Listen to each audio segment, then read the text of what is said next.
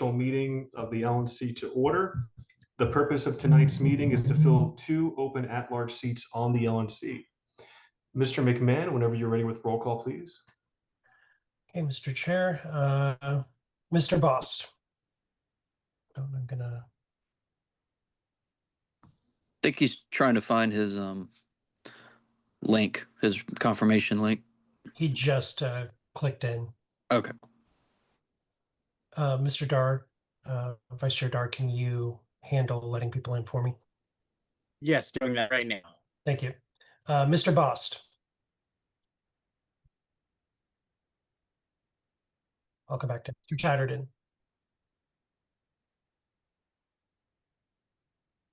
Mr. Wiley.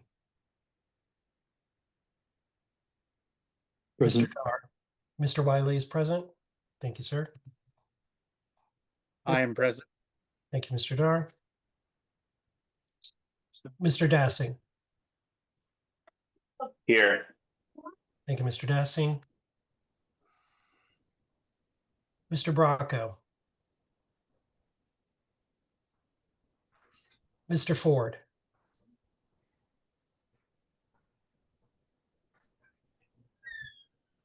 Mr. Ford. Mr. Weir. Yep.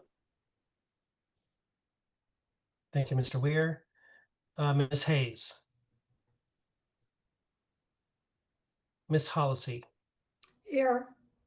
Thank you, Ms. Hollisey. Mr. Lamb. Here.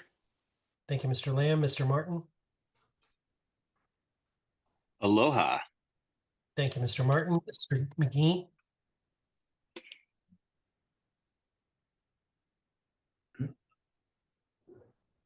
Mr. McGee. Okay, Mr. Johnson. Here. Thank you, Mr. Johnson. I am present. Mr. Nana. Here. Mr. Hirsch. Here. Mr. Treasurer Redpath. Yes. Thank you, Treasurer Redpath. Mr. Thompson. I'm present. Thank you, Mr. Thompson. Ms. Cowhart. Present. Thank you, Ms. Cowhart. Mr. Vincent. I'm here. Thank you, Mr. Vincent. Mr. Watkins. Here. Chair Nikayla. Present. Mr. Bost, have you entered the room? Present. Thank you, Mr. Bost. Mr. Chatterton. Yes, I'm here now. Thank you, Mr. Chatterton. Mr. Ford. I'm here. Thank you, Mr. Ford. Ms. Hayes. Mr. McGee. I am present. Thank you, Mr. McGee. And can you see the total, Mr. Chair? 13 present. 13 present. Actually, it would be 14 with Ms. Hollisey. Oh, I see. Okay. So 14 members present. And we have a quorum. We'll go ahead and move on to the agenda. On tonight's agenda is the election of 2 at-large officers. Are there any objections to the agenda as presented? I'd like to make a motion to amend it. Mr. Ford, you recognized? I'd like to make a motion to close the meeting after candidate speeches are made and then institute approval voting, potentially open vote with a voting deadline of 7 days. Thank you. All right, there's been a motion to, let me think about that for a second.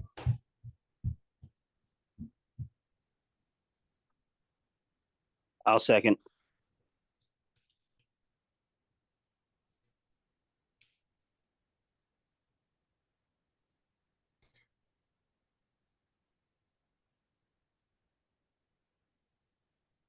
Mr. Ford, is that correct? What I have on the screen?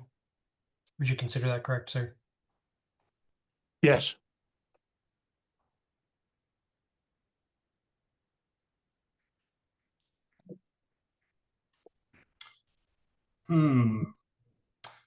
I'm trying to think if that's technically in order now or if it would be in order next.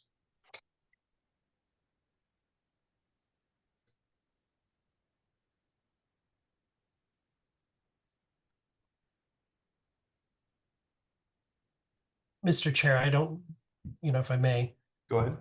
I don't know that it's in order to call the close of the meeting before addressing the business that the meeting was noticed for.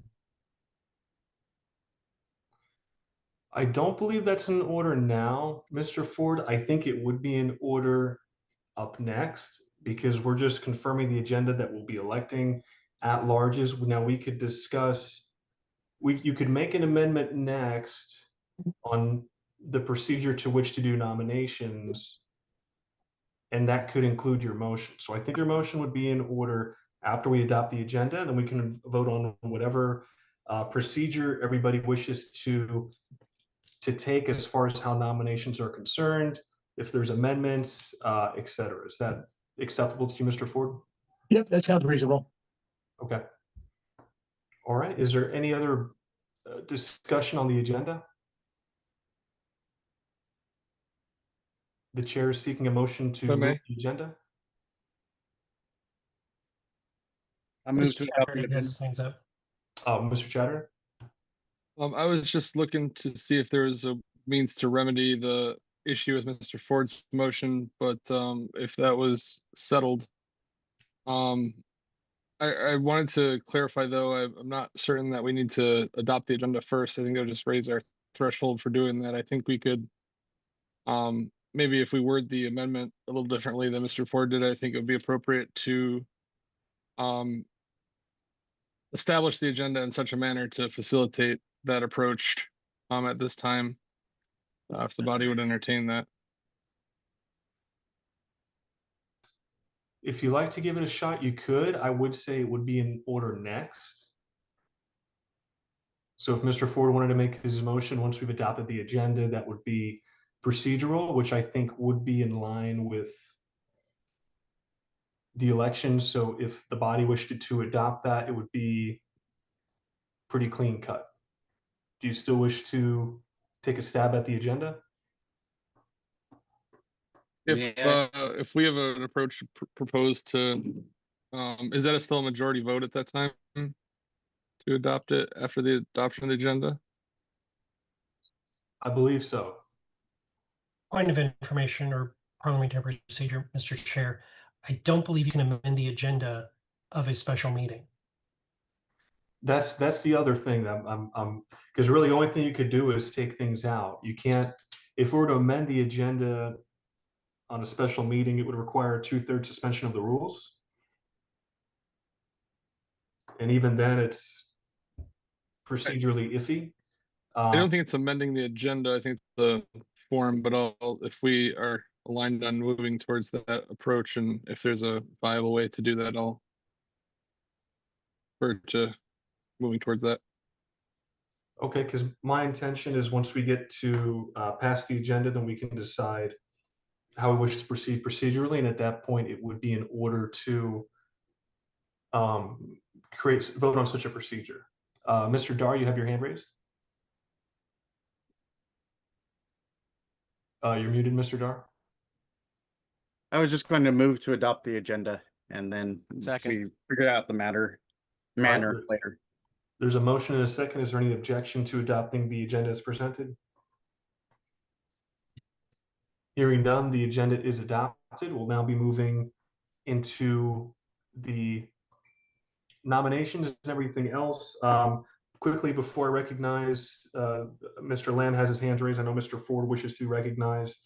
I'm just going to outline how the agenda currently has it structured. Then, of course, it's up to the body to decide on how we move forward. So here's the proposed agenda for tonight's meeting. As the agenda currently has it, we would conduct 2 separate elections, one for each at-large vacancy. After the first election concludes and a candidate is elected, we'll move to nominations for the second seat. Nominations will open for the first seat. Any voting member may nominate any eligible Libertarian Party member. Once no further nominations are made, we'll entertain a motion to close nominations. Each nominee will be given up to 3 minutes to make a candidate speech. we're proposing not to have separate nominating speeches. And at the very end, after all candidate speeches, we'll hold an open Q&A session. Any voting member may ask questions to one or more candidates. There's no fixed time limit on this, but we'll aim to be focused and respectful on time. Votes will be conducted via open ballot, and a candidate must receive a majority of valid votes cast to be elected. If no candidates receive a majority, we will conduct additional rounds of voting as needed, removing the lowest vote getter unless there's a tie for last place. Unless there's a tie, and then we'll go from there. And as it's currently structured, if we decide to go with on the agenda, I would ask the body to ratify that the positions, if we do majority, would take effect at the end of the meeting in order to be fair, so that the at-large member who's elected in the first ballot wouldn't be elected or wouldn't be allowed to vote in the second ballot. Now, I know we have some hands up, so I'm gonna go to those hands. This may all change, but this is just currently how the agenda has it.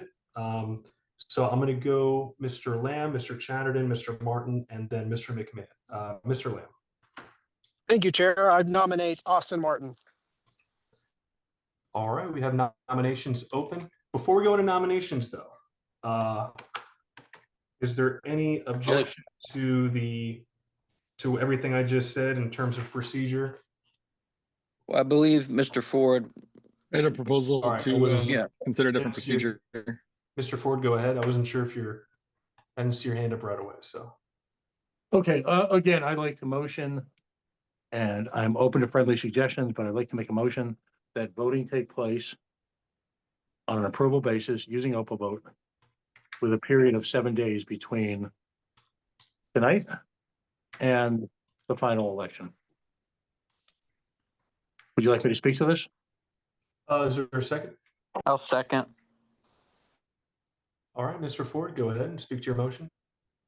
You know, over the last few sets of elections, I've expressed the same frustration. The notion that we would have nominations, and I'm not even aware of everyone who's actually going to be nominated this evening. There are folks who jumped in the race, jumped out of the race. The fact that we would do that in the same evening is concerning to me.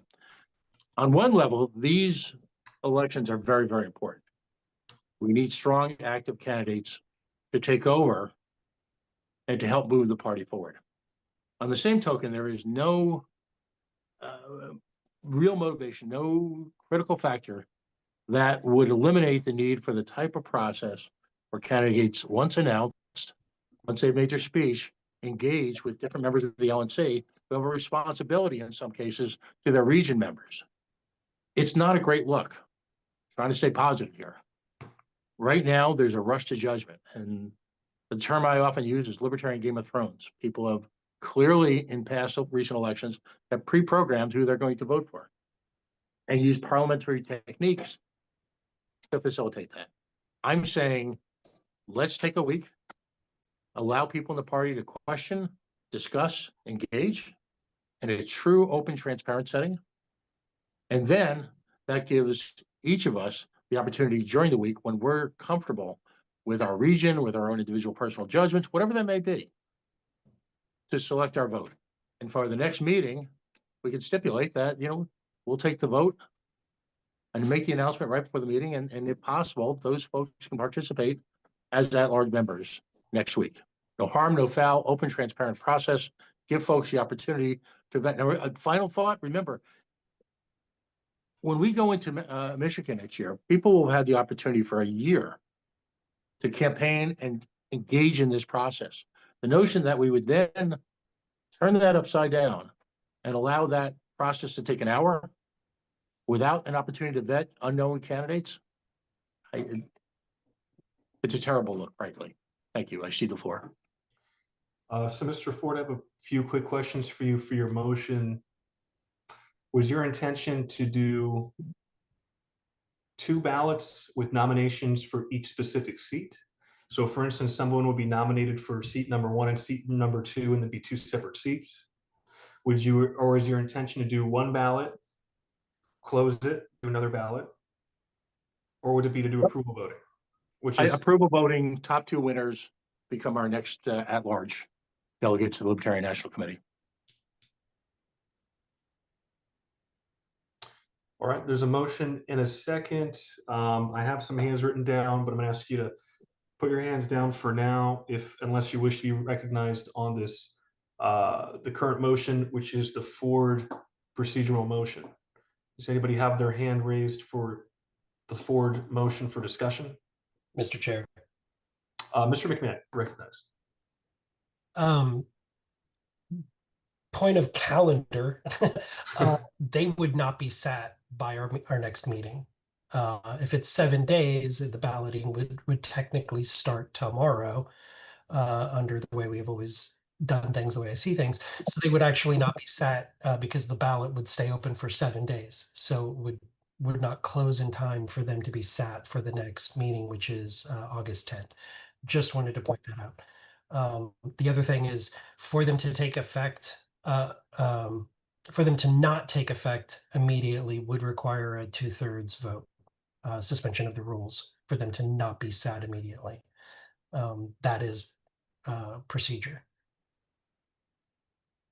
That's all. Oh, you're talking about for them not be set immediately if we decide to move forward with that in the current. Okay, I understand. The way you have it currently set up would require a 2/3. That's not including Mr. Ford's motion, but having them sat not today, if we voted today, would require a 2/3 suspension vote. Gotcha. All right, I see some hands. They're still raised. Mr. Chatterton, was your hand raised for this particular motion? Yes, I would, Go ahead. in line with Mr. McMahon's concern that he raised, I believe it would be in order if we wish to specify a specific close time for the ballot to be prior to next week's meeting, and then that way we could keep Mr. Ford's intent for open vote with the top 2 winners, and have the ballot close, maybe say, I don't know, if there's some setup work, maybe to say 5 p.m. Eastern and before the 7 p.m. meeting next weekend. So if I may, Mr. Chatterton, I would suggest doing it something like noon Eastern. That way there's time to yeah, let them so know I'll attend the meeting. if then I guess in that case I'll formally make a proposal for an amendment to have the open vote close at noon Eastern next Sunday. I'll second. So All right, there's a motion and a second to amend the Ford motion to conclude the ballot on noon Eastern, and that would be on Sunday the 10th.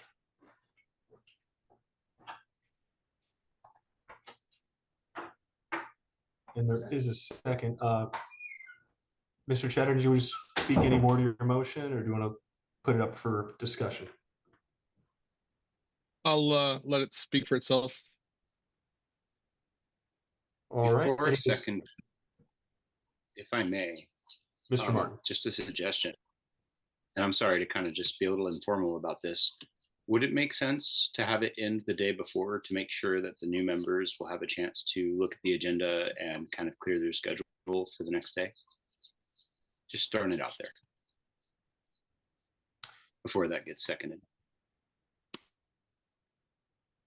All right, if your hand is up and you're not speaking on this amendment, please put it down. I'm going to start calling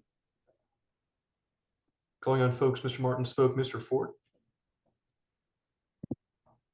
I'm comfortable with either Andrew or Mr. Martin's arrangement. I think possibly with thought, I think Mr. Martin, I think that's a great way to do it. Give folks a day. We still observe the intent of the original motion, and I'd be comfortable with seconding that. If it's not too late, we could consider the end of Saturday. We I can think do you an usually do amendment to noon the Pacific or amendment. midnight Pacific. I think the amendment wasn't seconded yet, so if I did second it, but I mean, I'm comfortable with that change too, as the seconder. Let me ask this: is there any objection to changing it to what is it, midnight Pacific time on Saturday the 9th? Mr. Chair, Mr. McMahon? just as point of information for the board, the secretary will be asleep at that point, so it really is moot. They will not get notified until probably around between 10 and noon on Eastern by the secretary. So just FYI. Maybe noon Saturday would be a better target then.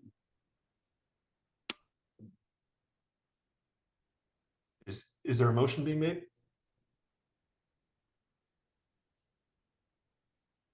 I could make it if it's in order. It is in order. If you want to make an amendment to the amendment.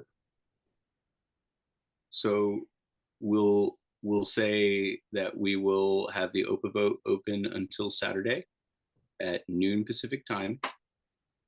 We'll do approval voting, and we will have our candidate speeches today, so everyone can see that, and time in between for everyone to consider, leaving us a little over 24 hours for the new members to be notified and prepared to join the meeting. Is there a second? I'll second.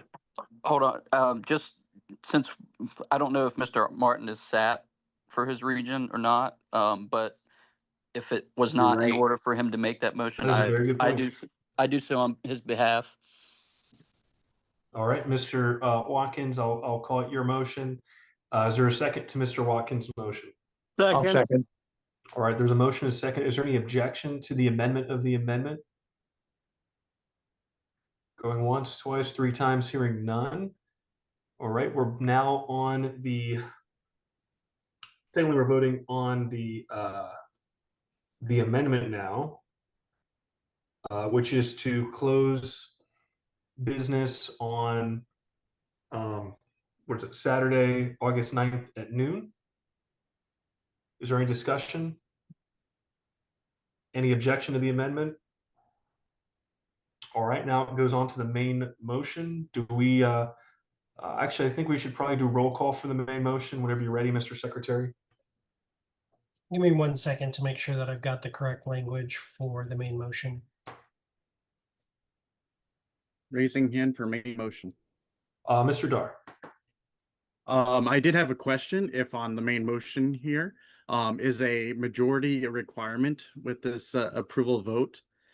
And if it is, what happens if a majority is not met on any of these ballots? My understanding is that approval voting is top two. Unless there's a tiebreaker, then we'll have to do another round of balloting. So even if the approval, my understanding, and correct me if I'm wrong, approval voting, it's the top two, doesn't need to be majority. And unless our bylaws say otherwise, then I have to take a look at that real quick. This is how we chose the at-larges in DC, and I believe maybe in Reno, but I'm not quite sure. But this is how we did it in DC. And I think we had like 30 something people run for at-large too. So getting a majority would have been pretty tough. I could be mistaken on this, but I believe with approval voting, since you can vote for as many candidates as you want, I believe that, I could be wrong. I thought majority is required, but I could be wrong about that. I just was going to throw it out there. I think without that specification of the top two, then it would be. But in this case, since it specifies top two, it is not required. Mr. Chair, I have a procedural question more about the LNC. I don't have access to OPA vote through the LNC, and even if I was to purchase it personally, I don't have the contact information for all of the members that I can easily drop in there. Is there a way for me to do this?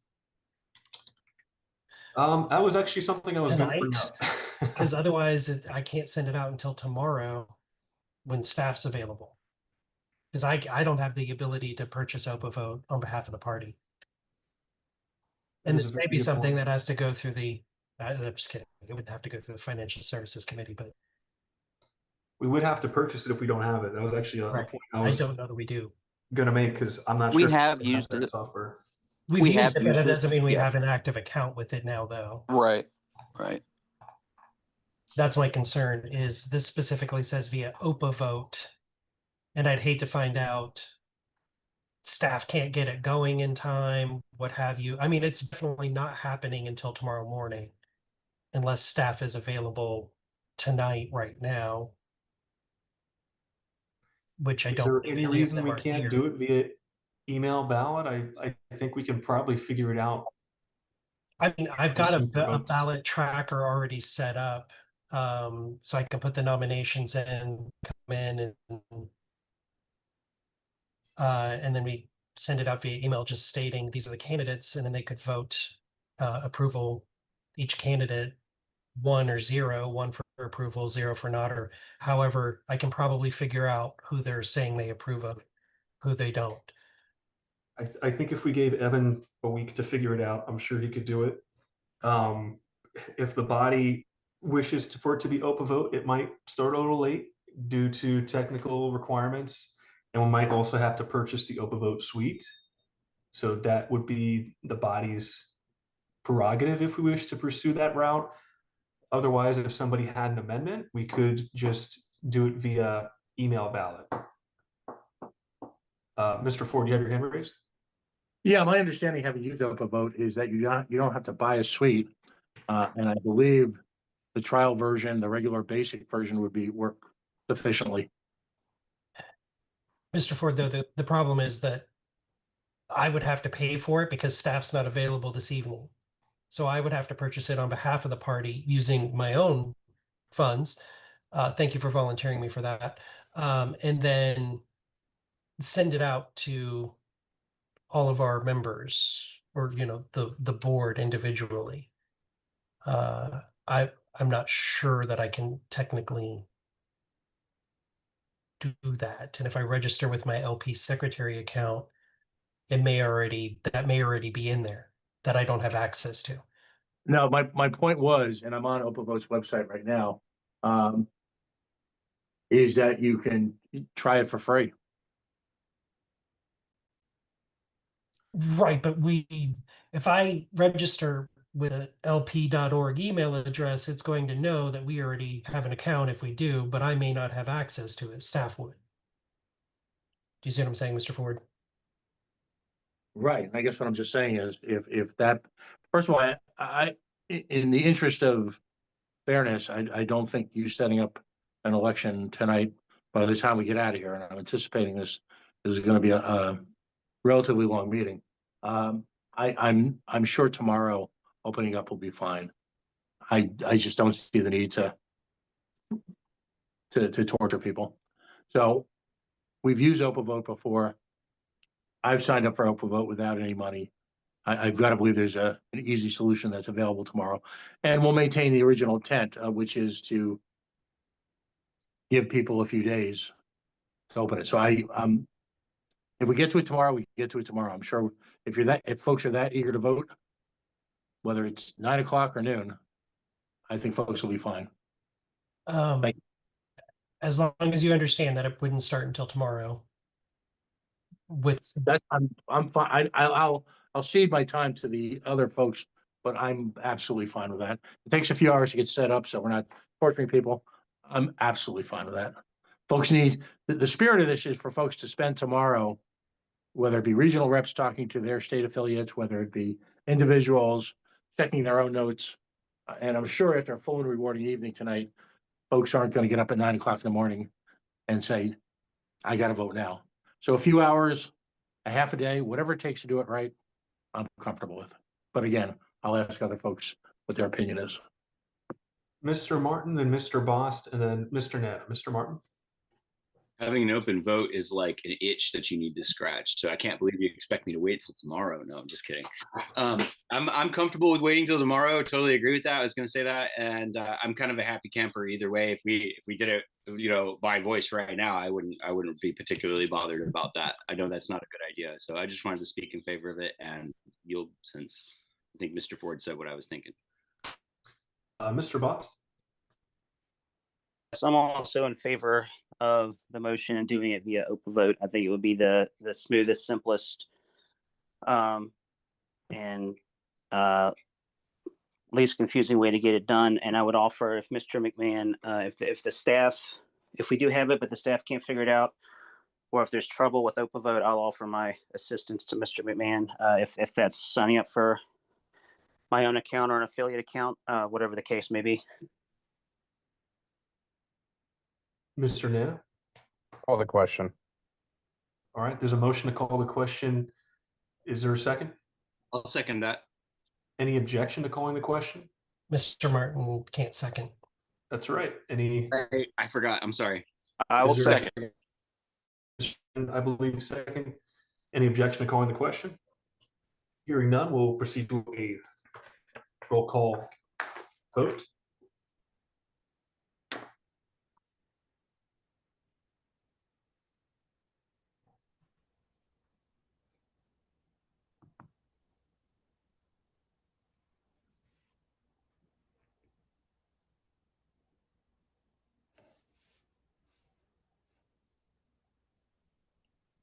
For clarification, this is a vote on calling the question now?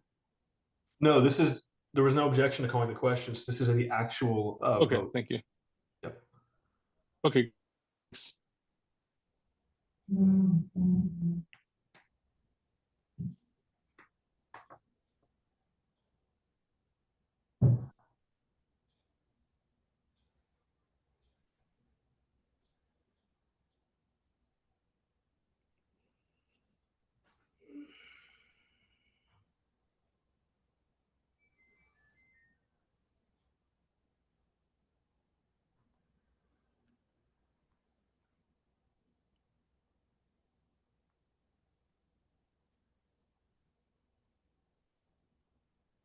I'm sorry, I was muted, but I asked you, Mr. Chair, does that look correct on the screen? Motion to use approval voting via open vote open until noon Eastern time on Saturday, August 9th to elect top 2 fill at-large vacancies. Was there any language in there about closing meeting after nominations? Well, I guess we can't really, I guess it would be preceding the close of meeting and something about nominations. I thought there was something in there prior. That was the original motion Okay, that I you see. rolled out of, or not well taken. Oh, that's right. That's what went. Yep. Okay. Then we're good on that. And then after this, if this passes, we'll discuss nominating times and minutia at that time. But this, otherwise, I think it looks good. Okay. Mr. Bost, Yes. Mr. Chatterton, Yes. Mr. Dar, Abstain. Mr. Dassing, Yes. was that a pass? Was a yes. Oh, yes. Okay. Thank you, Mr. Dassing. Sorry. Mr. Ford, Yes. Miss Halsey, policy. No. Okay.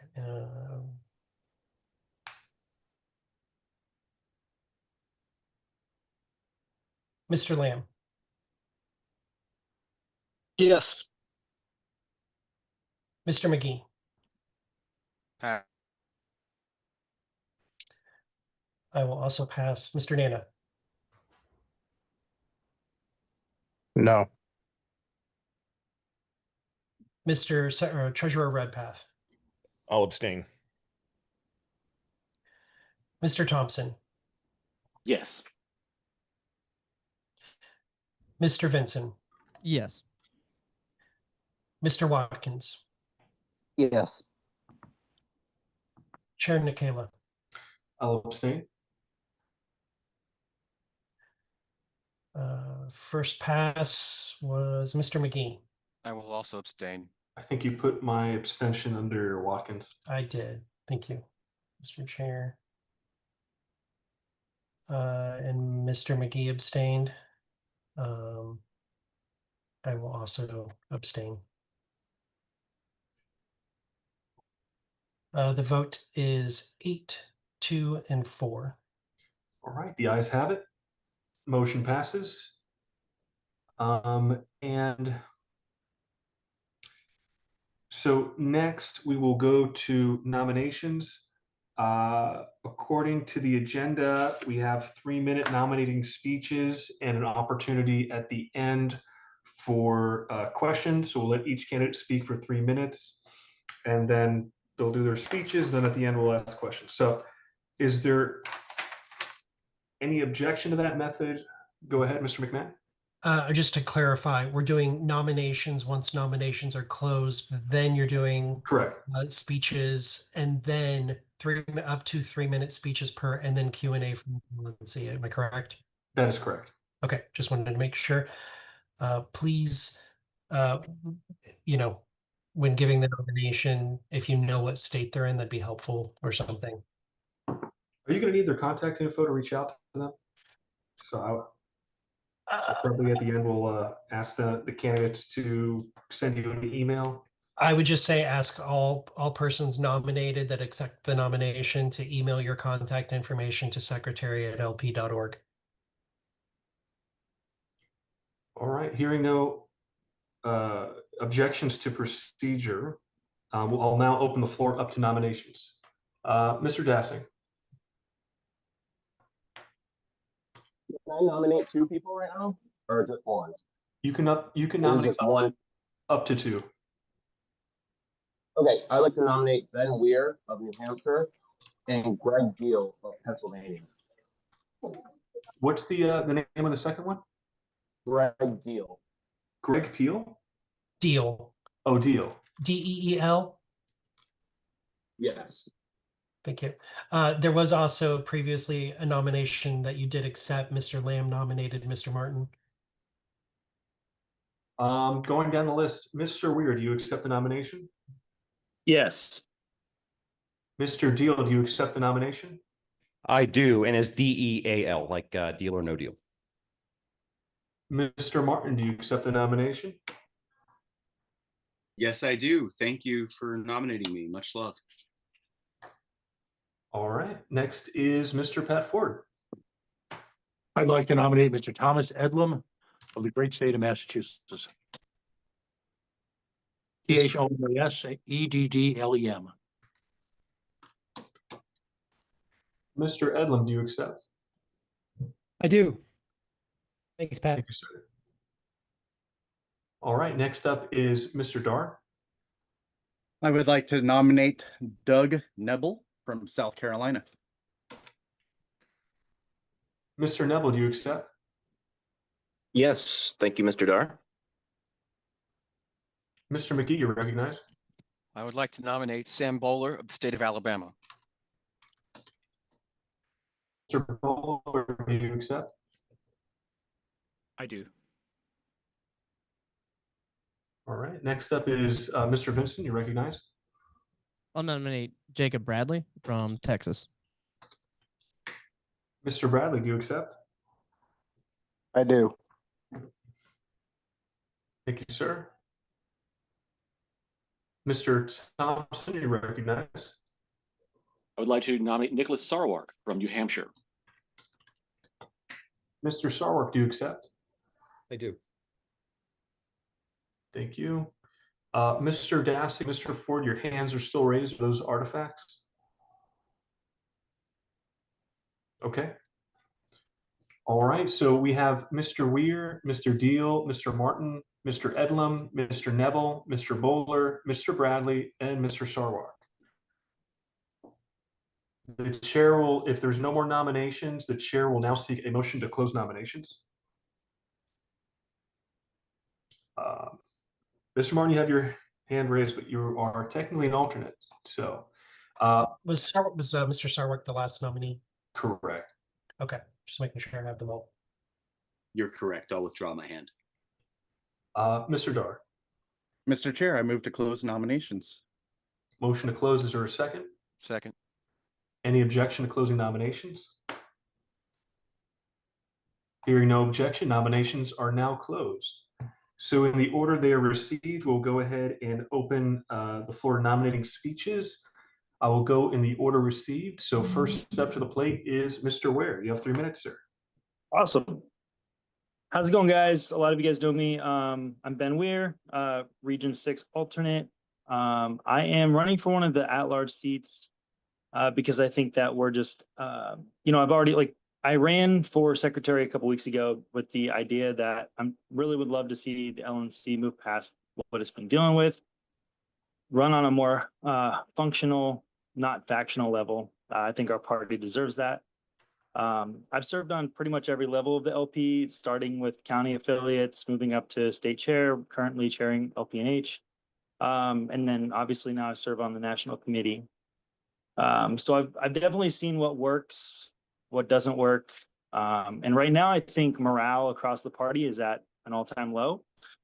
Our activists are pretty burnt out. Members are pretty frustrated, and leadership from their perspective seems to be more focused on factional fighting than actual forward motion. So that's why if I am elected, I am going to immediately begin relaunching a regional training plan that I put together. Over the last couple of months, I wrote up a summary, sent it over to the chair, who and a couple others who are enthusiastic about the idea of bringing those back.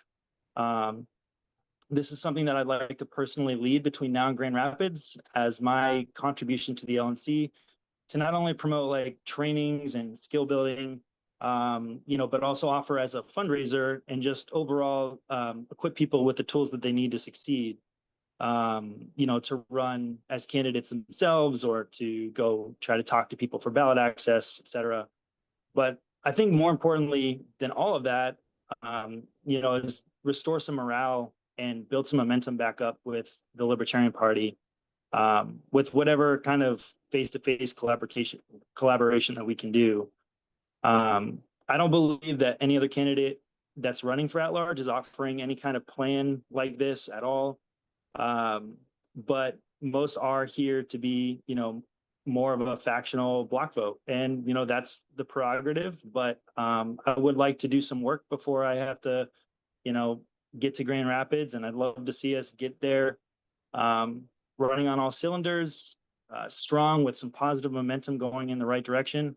I'd really like to just let it be known that I'm here to work and to build something positive and to lead. I'd like to lead by example by, what I'm putting forward here. So if you want someone who understands how to do that and has a very clear strategy to get us out of this, not necessarily, I'm not trying to be a hero here. I just think really need something to build some positive momentum for the party, then I would love to have your vote. I think that we can build a Libertarian Party that puts forward a more positive energy and Mr. Ware, you are at 3 minutes. Okay. Good use of time. Thank you very much, Mr. Ware. Next is Mr. Deal. You have 3 minutes, sir. All right, thank you. Good evening, everybody. My name is Gregory Deal, Greg Deal. I am the current chair of the Libertarian Party of Pennsylvania. In my second year with doing that. I'm going to be very frank with you. For the better part of the past 3 years, I've done my best to not have anything to do with the LNC. And the reason why was because of the infighting. What I would like to see, what I bring is helping to bring some more professionalism to the organization. I know that we have some very good professionals at the top, and it's great to see things starting to turn around.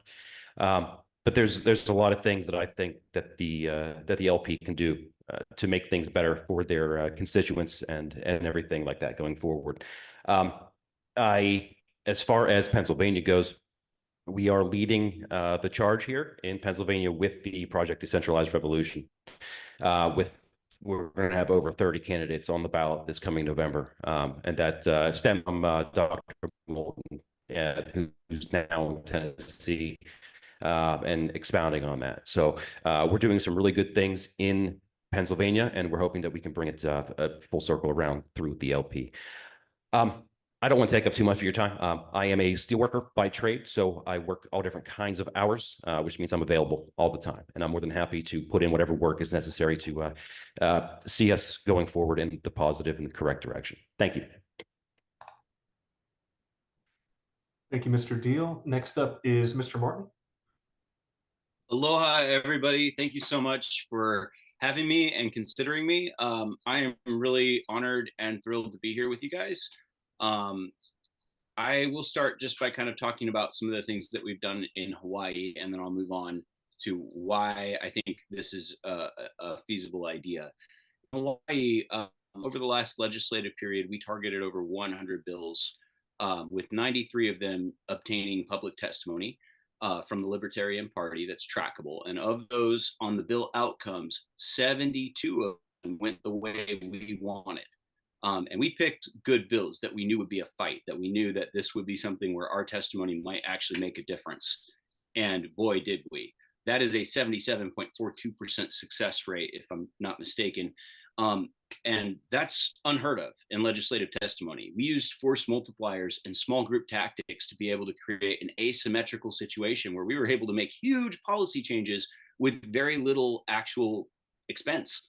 I want to see things like this be replicated in other states, and I want to see that important work that's supposed to happen during the legislative term feed our electoral cycle and prepare our candidates to be able to run, to be able to deal intelligently with the things that are going on in the politics in the legislature. So that's essential. We're set up amazingly well for 2026. And I have a lot more to offer. I have a plan to basically create a in-person recruitment network that would allow us to do a lot more stuff, to target winnable races and actually show up there, making lists, recruiting people, and expanding the party, while at the same time of totally, thoroughly, and really supporting our candidates. Imagine each candidate, state party, and with national, to make sure that things actually go the way that they should, right? Imagine having that kind of operational support. That's what I'm bringing to the table. And that's the program that, regardless of this election, I'm going to be working hard to deliver to each of the state parties and to national to make sure that we have arms and boots on the ground to actuate outcomes. So I'm about the work, and I want to see us succeed. You know, I like to get along with everybody, and I'm not afraid to work with, it doesn't matter if we're opposed to each other or not. I can work with anybody, and I'm happy to try to put some of the difficulty aside that we've been having with our different factions in our party, and really try to just model a better ethic of leadership. I'm hoping that my actions to date have spoken for themselves, that I put the work first and the business first, and tribalism second. And I think that we have a really great slate of candidates today. I want to say I'm really excited that there's so many people who've shown up. So no salt if you don't vote for me. I won't be offended, but I really hope you do. And I hope that we can make some great things happen. And, you know, it'd be kind of nice to get out of the alt position. And anyway, much love, you guys. Thank you again. I'm really just honored to be sitting here with you guys, and happy to contribute and serve if you guys Thank you, want. Mr. Martin. Your time is up. Next up is Mr. Edlam. Hi, I'm Tom Edlam. For those of you guys who don't know me, I sent all of you guys who are voting, except the alternate, sorry. I sent you a short letter yesterday explaining what I think I can bring to the Libertarian Party. Let me tell you a little bit about who I am for those who didn't read it. I would be an independent voice on the LNC. I'm a classical liberal, but I get along with members of all the different caucuses because I'm focused on moving the party forward. I'd be the same way on the LNC. I'm willing to do the work. There's a reason I got Scott Horton's endorsement. I'm a team player with my writing for the Libertarian Institute and antiwar.com. There's a reason I got all the Massachusetts State Committee to endorse me for this position. It's because I'm a team player and I get the work done. The LNC needs to save this party from bankruptcy. But in Massachusetts, we've never been better funded. I can say this having just finished 2 years as state party treasurer. Yes, the Kennedy Victory Fund helped, but it's not just our federal fund. Our state fund has doubled as well. And it's because we lowered our ongoing expenses to nearly zero. If it's not increasing our membership, winning candidates, or increasing our funding, we're not spending any money on it. And I think we need to do that at the national party level. I'm willing to make those tough votes, to make cuts if we need to, so that we don't act like the federal government and live in perpetual deficit. We don't have as much time financially as the federal government does, but their financial crisis is coming. And we are the holding party for liberty, because it's not going to come from the Republicans or the Democrats. We will have a Javier Milei moment in the next 4 to 8 years. And keep in mind, Javier Milei, his party in 2019 got 0.3% in the presidential election, had no members of the national legislature. He was in the presidential office in 4 years. It happens quickly, not generationally. We need to be set up to do that. And I think the way we do it is by bringing working people into the party, and I can help do that. I don't think billionaires are going to fund us. I think the ship has sailed on the Koch brothers and the Scaife family.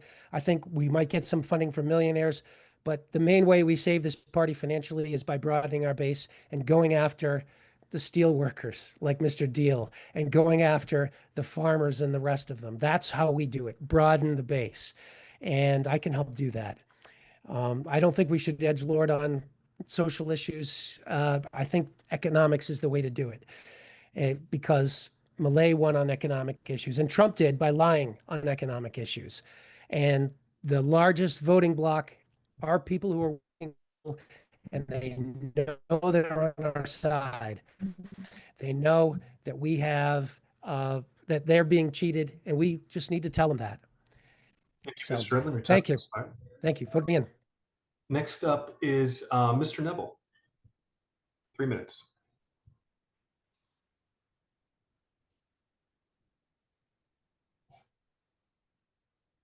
Mr. Neville, if you're talking, I don't hear you.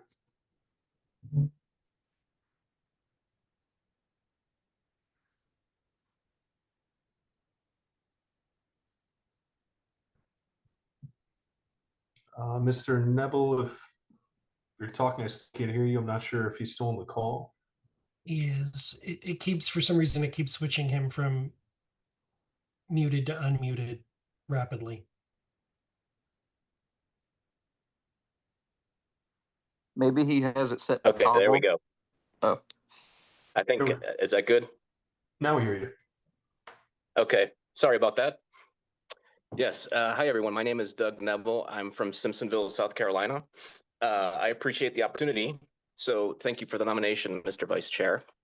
I did my undergrad at Virginia Tech, and the school's motto is ut prosim, which means that I may serve. That's what I'm hoping to do for the LNC if given the chance.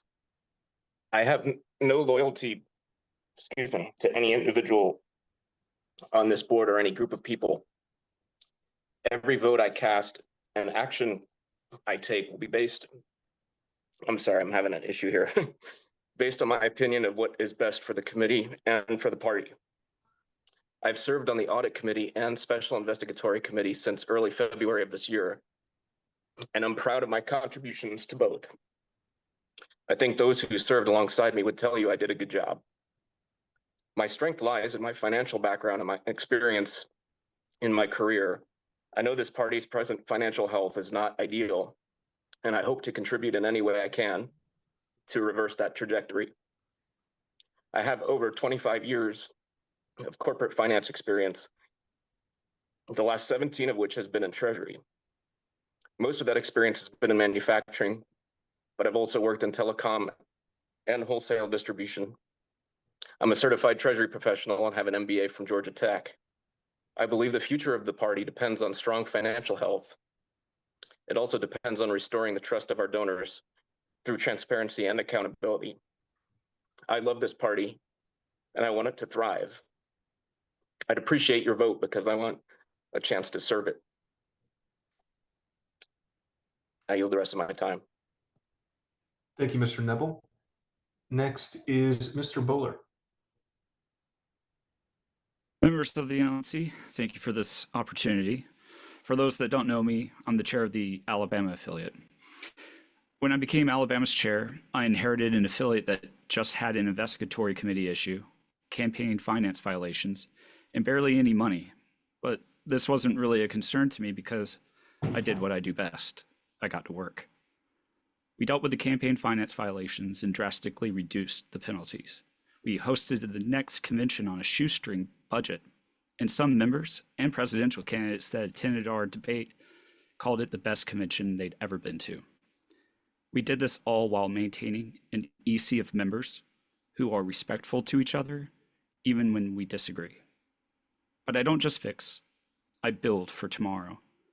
By month's end, we are launching Project Mycroft, an AI that helps with operations and filling volunteer gaps, and ballot entry, a decentralized platform to make ballot access cheaper, faster, and easier so we can focus on winning elections and making change instead of diverting all of our time and money to just try and maintain a ballot line.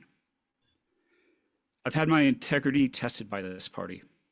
I was a dedicated member of the Mises Caucus and voted for Michael Rechtenwald every time until his last round. Chase Oliver was not my candidate, but he won the nomination, and my preference was no longer relevant. My duty required me to follow through on the presidential ballot access we started before the convention and fight to get him on Alabama's ballot. We required 5,000 signatures with not a lot of time. It was an incredibly difficult task on its own, but I also faced resistance from my own EC. Instead of fighting against them, I did my best to listen, assuage their concerns, and show my reasoning. By the end, with the help of some of the members of this very LNC, we managed to get the Libertarian Party's presidential ticket on the ballot. I'm a builder. I don't have time to complain. I'm not going to be your loudest member, but I'll do everything I can to be your hardest working one. Thank you. Thank you, Mr. Bowler. Next up is Mr. Bradley. Hello, my name is Jacob Bradley.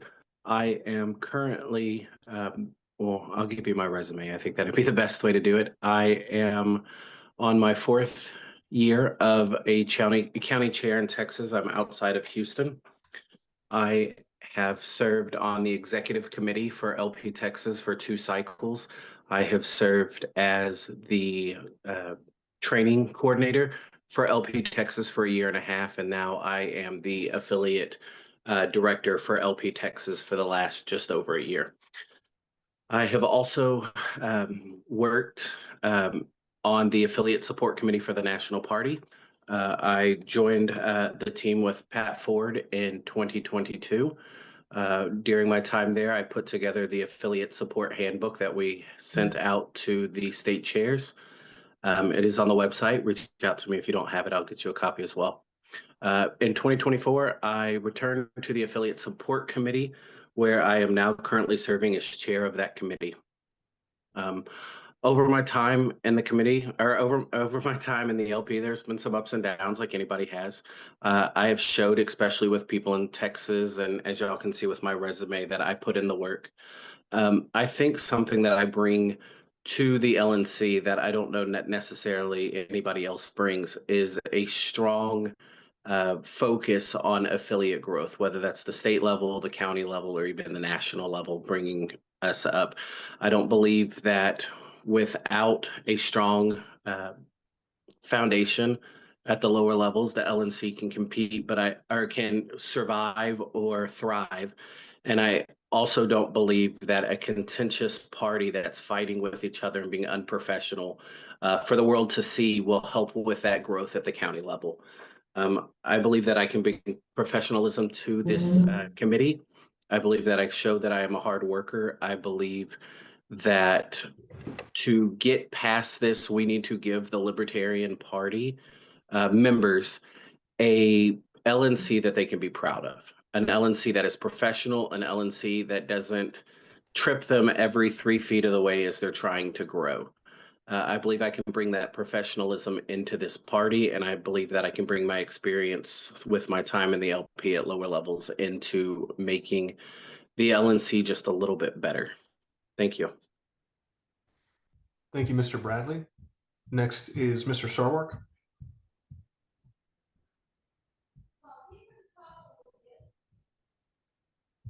Good evening, everybody. My name is Nicholas Sarwark. I was chairman of the Libertarian National Committee from 2014 through 2020. Some of you may remember that during that period of time, a corrupt Republican was elected president. His name was Donald Trump. And in spite of that fact, the Libertarian Party fought against that administration and its abuses, which resulted in us getting the highest vote totals ever for president in the 2016 election. Record-popping revenues from donors who were excited about what we were doing. During my tenure as LNC chair from 2014 to 2020, we had a headquarters in the DC area that was fully paid for by members. We actually retired the mortgage just as I was leaving in 2020 after not seeking a 4th term. The thing that changed in 2022 is the direction of the LNC.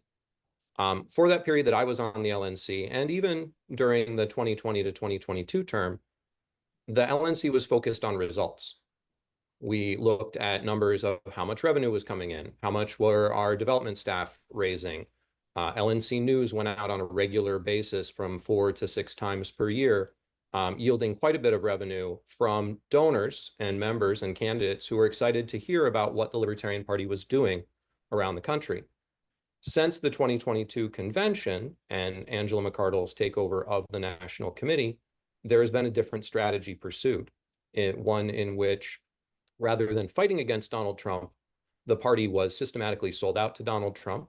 The national headquarters was neglected and essentially shuttered, including a lot of roof damage that was probably negligent. And we don't raise the money anymore. The LNC does not have enough money coming in to cover operational expenses, currently bleeding out about $15,000 per month. LP News has not been published since the one issue, I think, came out immediately after McArdle was elected in 2022. And the strategy of selling the party out to Donald Trump and RFK by turns has yielded a financial collapse, a collapse in donor trust, and the opportunity, which was taken advantage of, as Jake Porter noted, for Angela McArdle to embezzle from the party and take from the members. There's no secret that donorship is down because members feel that they can't trust the party to hold somebody accountable who used fraud to divert member money into her own household's pocket. That's the problem, right? If you want to focus on results, it needs to be about what the LNC is going to do to change things, not about resumes or personalities. And so if elected to the LNC as an at-large, I would stay focused on the results and try and get the party back on a successful track. All right, we now open the floor for questions to any of the candidates. So please raise your hand if you have a question for any candidates. Mr. Watkins, you have your hand raised, followed by Mr. Ford. Yes, I have a question for Mr. Sarwark. Mr. Sarwark, in the past, well, in the previous 4 years, have you faked a injury or assault? Mr. Sarwark, if you'd like to. No. Cool. Mr. Ford. Chairman Nicola, thank you. This is a question for, given time constraints, I would ask people to be brief. But it's been a longstanding tradition in the Libertarian National Committee that members be very active in at least one working committee. What I mean by that, not to diminish some of the operational committees, but I'm talking about candidate support, affiliate support, ballot access, convention oversight committee. Those 4 committees, I'm probably missing something else, require a lot of care and feeding. So which one, I'll just ask all the candidates, which one would you want to join? And briefly, what type of contribution do you think you can make? Thank you.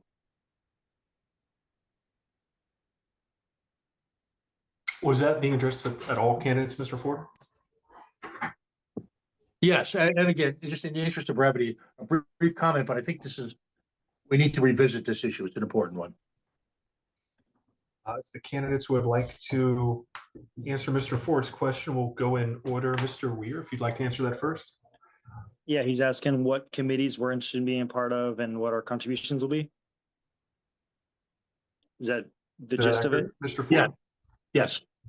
So I am actually interested in starting a committee, which I've already put down on my little plan that I'm proposing to the LNC within the next week or so, which will basically delegate the ability to do regional trainings and fundraise and to do something positive for the party over the next 6 months before Grand Rapids so that we can get the morale boost, but also so that we can I think our members deserve to have that kind of training, and we have, in my opinion, neglected to provide it to them. So. Mr. Deal? Yes, absolutely. Probably other candidate support or affiliate support. Pennsylvania is actually doing a great job at getting affiliates up and running. Actually, see Tony DeRazio is our chairman of that committee. He's on the call here now as well, but probably more than likely candidate support, because Pennsylvania, we have some really good ideas and we're doing some really good things in Pennsylvania with getting candidates on the ballot. Mr. Martin. Thanks for the question, Mr. Ford. I'm very flexible and I can do a lot of different things. So as chair of the Hawaii affiliate, I've gotten a lot of cross training and been able to kind of help learn a lot of roles. Our EC has basically written handbooks for everything that our state affiliate does. So we've, done a lot of kind of a lot of exploring into how we want things to run. I would be comfortable on just about any committee, and I have lots of time. So my number one goal would be with the Overwatch program. I'd be looking at affiliate support committee, candidate support committee, but I would be liaisoning with several committees dealing with this program. And if Ben Weir starts a committee, as he says, I would definitely be working with him on that too. So I'm very flexible in that regard. And I know it's kind of maybe cliche to throw it around business, but I have an actual plan that will develop a real boots on the ground nationwide presence for us. And that also will give us the ability to leverage organizations as a force multiplier. And I'd love to talk more about that. I could talk for hours about that, and I won't. But I'm definitely flexible and able to serve in a lot of different capacities. And I anticipate that no matter what's going to be going on, I'm probably going to be liaisoning between a lot of different committees. On top of that, a big focus of mine will be fundraising. I think it's really important that we diversify and go after some of the mid-range donors, midline donors, millionaire donors, and being able to intelligently deploy research intelligently deploy resources in those areas where that can be obtained. That's going to be the key. And that takes data, that takes a lot of coordination between different moving parts in order to get a really good fundraising operation. It's one part art, one part science. I'll go ahead and yield on that. Mr. Edlin. Hello. I also will be flexible, but if you ask me, hey, pick a committee, I would pick affiliate support. As political director in Massachusetts, that's what I love doing, creating and building local affiliates. My little South Shore Libertarian Party is my favorite libertarian group on the planet, south of Boston, and I would continue to help affiliates across the country. That would be my true love. Thank you. Mr. Neville. Yes. Well, so I'm already on the audit committee, but I have a hope that I could join on the financial services committee. That might be in conflict with the audit committee, so I'd probably have to resign from the audit committee. But that's my hope, is to be able to join the financial services committee. If there is room on the convention oversight committee, I would like to help in that. If there's any need on a financial background basis, I know Rich Bowen's already on that one, so. But that's I think where I can contribute. Thank you. Mr. Bowler. Thank you. I'm already on the IS committee and the historical preservation committee. I would be willing to go on to the affiliate support committee. I think from my speech earlier, you heard I have some projects in mind that can help all the affiliates out. Ballot access committee as well, for the same reason. I would try to not overextend myself. Thank you. Mr. Sarwark. Oh, I'm sorry, Mr. Bradley. I'm currently the chair of the affiliate support committee. I don't plan on leaving the affiliate support committee. I chose that committee for a reason. Myself and my team, especially my team, is doing a lot of really great work on that committee right now.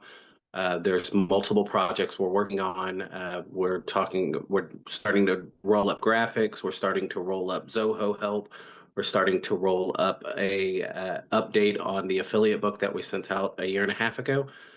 So if I had my choice, I wouldn't leave the committee. I think the committee is doing too much good work for me to step away and join something else. Mr. Sarwark. Unlike a number of the candidates, I am not currently serving on any LNC committees. And so I think what I would do, I have a lot of experience in multiple roles. And so I would talk to the chairs of the various subcommittees and see where I could be most useful in turning the party around and getting us onto a path towards results and turning away from a path that has led to the results that we've had now. All right, thank you, candidates. Next on the docket is Mr. Martin, followed by Mr. Dassey. Mr. Martin. You're running, but you have your hand up, so I'm not sure if you wanted to say it. Thank you. Hold on, let me think about that for a second, because Mr. I'm not Chair, sure if I can give you more time to speak, so I'm going to have to. I have a question for a candidate, but I can wait. Yeah, I'm not sure if that's in order. Mr. Chair, and also Mr. your Dassing was actually ahead of Mr. Martin by a lot. Okay, Mr. Dassing, go ahead. Patiently. Yes, my question is for Mr. Sarwar. I want to know if you are in any way affiliated with a Keystone Party or Liberal Party or any party that is a rival to the Libertarian Party.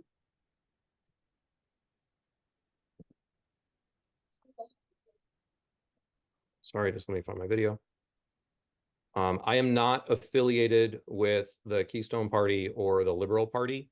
I don't have any, I don't think I have any position in any political party right now.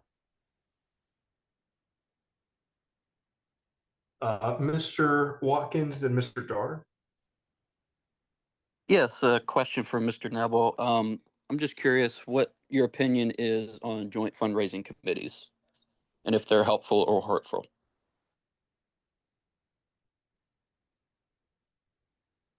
Well, I've been aware, and I wasn't, admittedly very involved in what was happening last year.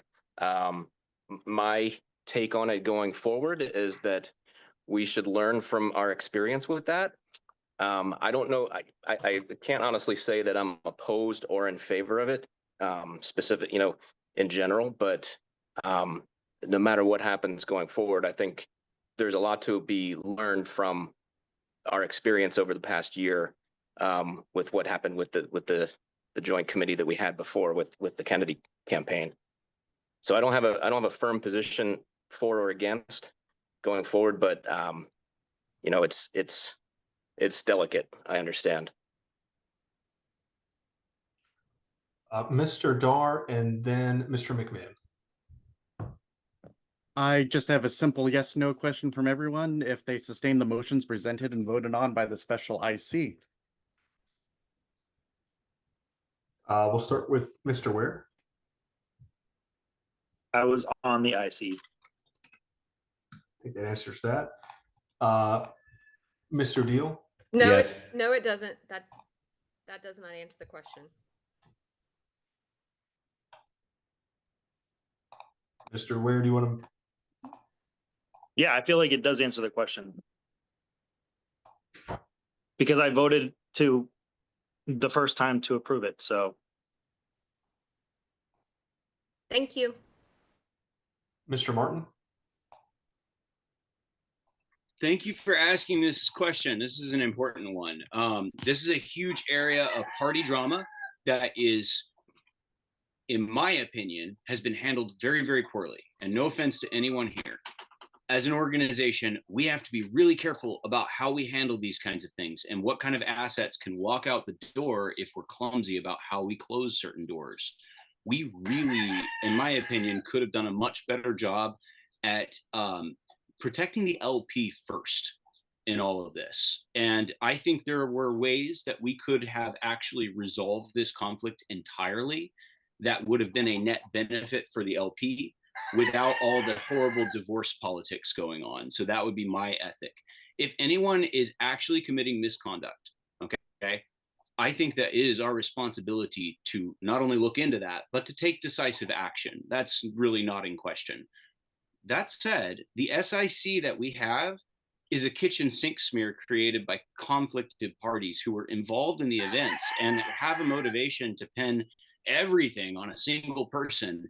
There's so many questions about what happened, and I wasn't there, so I don't actually know.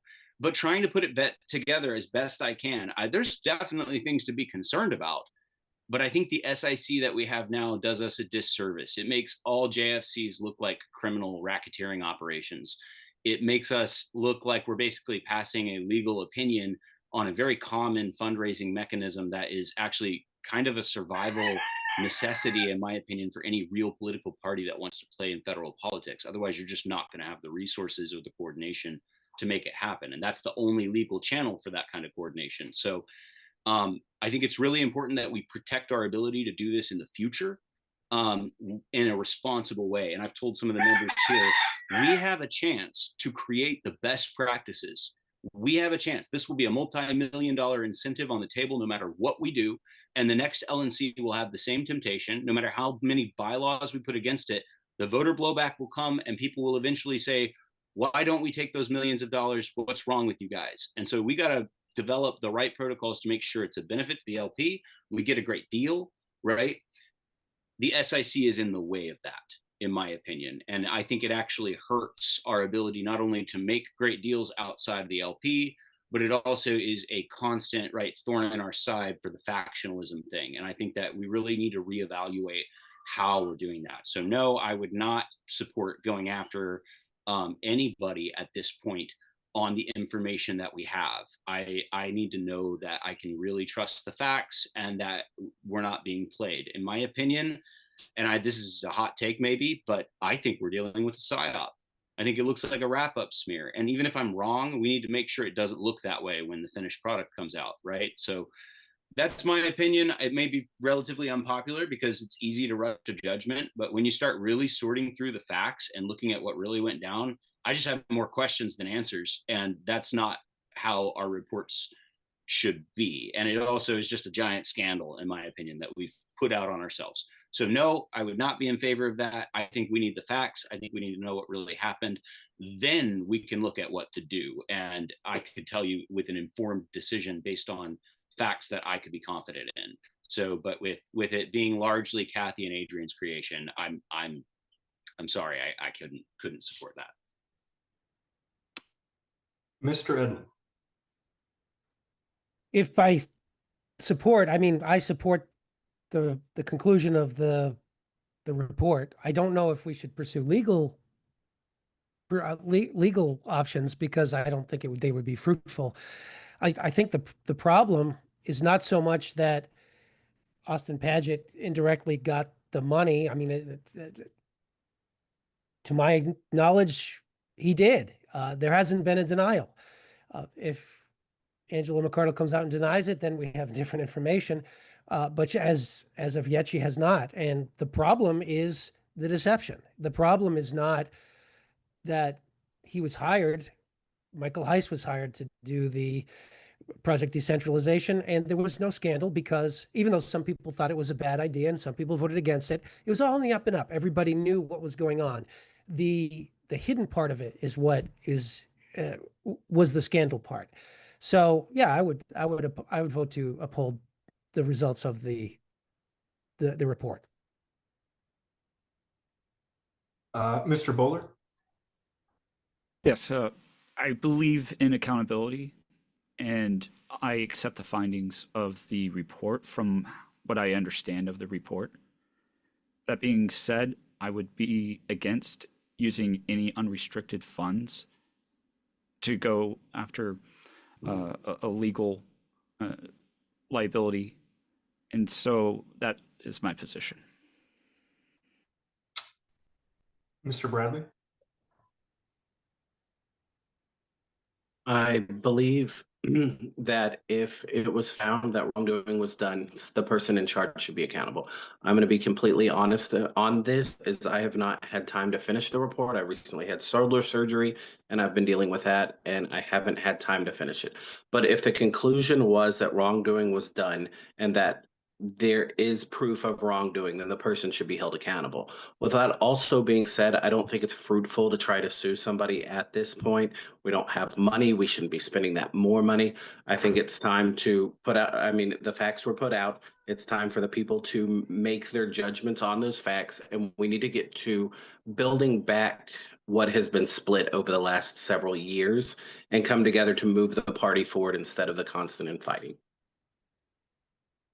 Mr. Sarwark?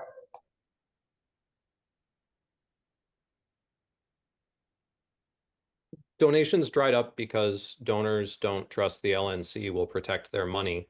There's factual information in that report that Angela McArdle used fraud to embezzle money into her household.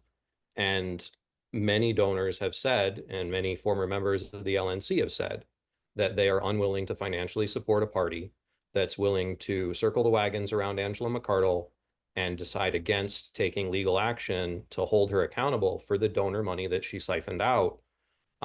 That has not changed. It hasn't changed.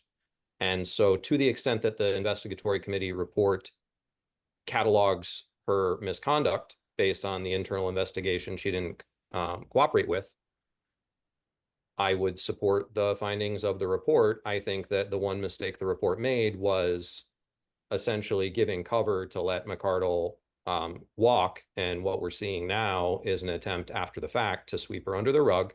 And a number of candidates for this position are basically signaling that they will participate in sweeping it under the rug because they don't want McArdle to be held accountable.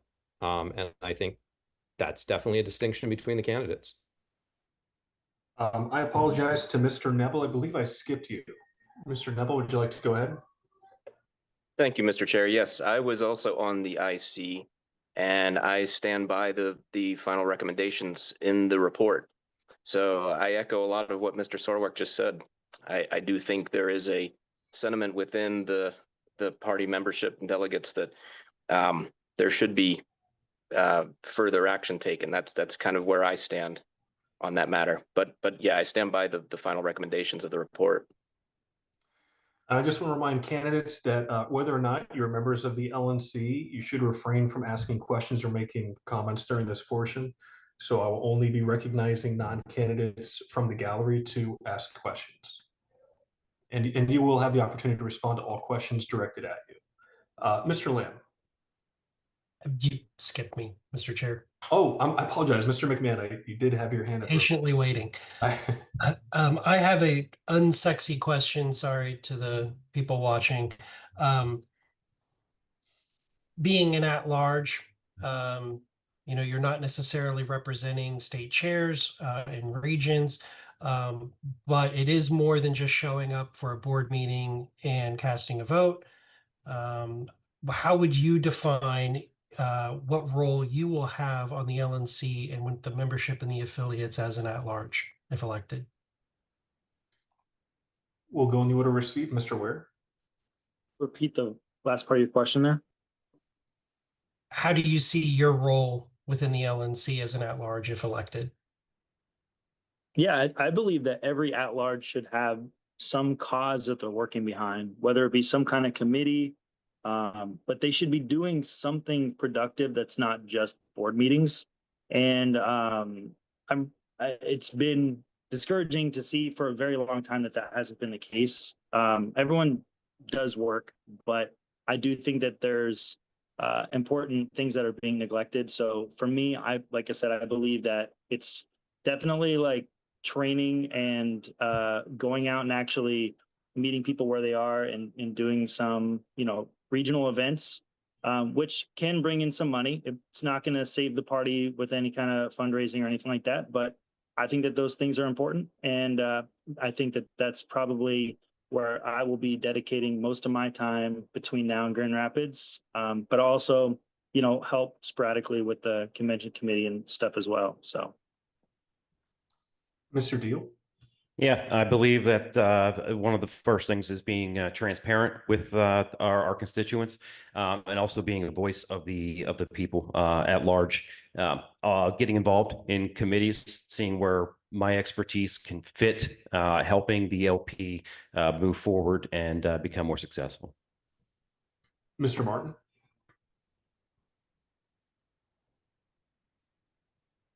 I apologize. Can you please repeat the question? What do you see your role as an at-large being on the LNC? Thank you. I wanted to make sure I didn't misunderstand. It sounded very simple. My role would be similar to what it is right now. So right now, I try to go and talk to everybody and make sure that when conversations are not happening, right, that communications are possible. I try to make sure that I do that in an honest and upright way. I think I've dealt with each of you privately, and you get to see that I'm the same guy on the phone with you that I am when I'm not on the phone with you, right? And sincerity is something that usually doesn't pay off very well in politics, just to be honest. Like, it's way better to be a reserved, like, corporate hologram. I am not that. What I am is kind of just an organic expression of what I want to see, and I want to see us come together. And so my job would be as a facilitator, a bridge builder, and to implement a badass program that makes us millions of dollars. I know I can do that. There's no question in my mind. And I'm going to try to do that either way, but it's a lot easier if if I can, do stuff in meetings and whatnot. Mr. Edlin. Okay, I'm going to age myself with this. There was a BASF commercial. It was back in the 80s that said, "We don't do this. We don't do this. We don't do this. We make it better." I don't see myself as the lead guy. I'm the fill-in. I'm the universal fill-in guy. I'm the guy who, when we had a chair resign and nobody wanted to be chair, I filled in as interim chair. When our treasurer resigned and nobody wanted to be treasurer, I stood up and did 2 years as treasurer. But if I had I'll fill in wherever I'm needed. But really, affiliate support is where I'm at. I want to build the Libertarian Party from the ground up. I want to help build local affiliates. So that's where I put my time. That's what I do. Thank you. Mr. Neville. Yes, so I think that my strength, as I said in my speech, even though I was having vocal issues there, I apologize for that, is in my financial background. So I really do strongly believe that there is as was stated by other candidates, that there's a lack of trust from our donors. And I think that's the most important thing. That's the lifeblood of the existence of this party, is fundraising and having that trust from our donors. And so reestablishing that trust is where I would focus my efforts. Mr. Bowler. I'm forward focused. I think that if you ask any candidate or any affiliate, they want support, they want tools, and we have tools, but they're not organized well enough for everyone to know what's available and how to use them. This LNC also faces a lot of difficult situations and problems, and simple solutions aren't going to cut it. And my specialty is in coming up with novel solutions to problems, and that's what I see as my role. Thank you. Next to respond is Mr. Bradley. So the LNC has its officers, it has its at-large, and it has its regional reps. I believe that the job of the at-large positions is not to represent a particular region, but to represent 50 states. I have a unique perspective and opportunity with my time on the affiliate support committee, because I've reached out to every chair. I've talked to as many of them would answer their phones. I mean, Bill Redpath and me had a conversation not long ago, and it's the first or the last of more than a few that we've had. It gives me the opportunity to not only represent like a region rep would, but an area, but to feel the pulse of what's going on in the country, what the affiliates are dealing with, where their problems are, how to roll out support for them, and what they want to see the LNC doing themselves. It's not always easy because 50 states usually have 50 different opinions on what the LNC should be doing. But it does, the same recurring things do continue to come up. I've built the relationships with those chairs over the last almost 4 years. And I believe that I am in a unique spot because I have those relationships and because I can reach out and I can represent not 6 states or 8 states, but the 50 that we have in the LNC. Next, we'll hear from Mr. Sarwark. I think I appreciate the question because an at-large is different from the other positions. This LNC, and to some extent the one before it, has been much less transparent with the donors. The public business list has changed multiple times, whether or not people could or couldn't read it. It's difficult to find. LP News isn't published anymore, and the direct mail program appears to have been suspended. So there are a lot of Libertarian Party members who don't know what's going on. They don't know whether or not they should bring support back. And I think from the position as an at-large member, I can answer those questions and answer them from a perspective of somebody who is not seen as having been part of what got us here. And so perhaps if the goal is to get the results back and get people contributing again, having a voice that is a fresh set of eyes on what's going on at the LNC might bring back some of that trust. Next to be recognized is Mr. Lamb, followed by Mr. Dar. Mr. Lamb. Thank you, Mr. Chair. I have a question for all candidates. Are you currently, or have you ever been employed by, worked with, or been an informant for the CIA or FBI? Thank you. We'll hear from Mr. Weir first. Absolutely not. Mr. Deal. No. Mr. Martin. Before I enter my vehement denial, I have busted feds in this party, and I have written documented proof. These are my coyote skins I hung on the fence. I have found them and I have bounced them. My Hawaii affiliate was under attack. And in a strange way, that's actually how I ended up here, is this crazy event. Feds are real, guys. It's not just feds, it's outside influences of all kinds. You got Republicans, you got Democrats, you got all kinds of political ops going on, and most people do not understand how politics really works. And they get you, they will entrap you, they will blackmail you, they will threaten your family. And very few people have the integrity to not fall in those traps. Absolutely not. I've been beaten up by the cops, I've been thrown on the side of the road for dead. I've been denied medical treatment for days. I've had my kids ripped out of my arms. I have suffered for liberty, and I will never, ever, ever sell you out. Next is Mr. Edlin. The answer to that question is no, I've never worked for any federal or state or local agency, except I've worked for the government once. In 2008, I was drafted into a mafia drug trial as a juror, and I was kicked off for jury nullification. Mr. Neville, you're up next. No. Mr. Bowler. Although I like wearing suits, I have never worked for the CIA, FBI, or any government organization. Next in line is Mr. Bradley.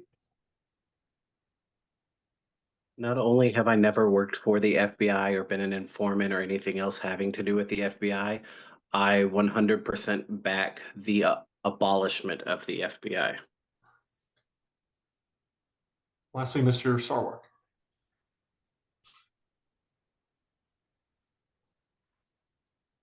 No. All right, next in line is Mr. Dar. All right, everybody knows my favorite thing is fundraising in the party.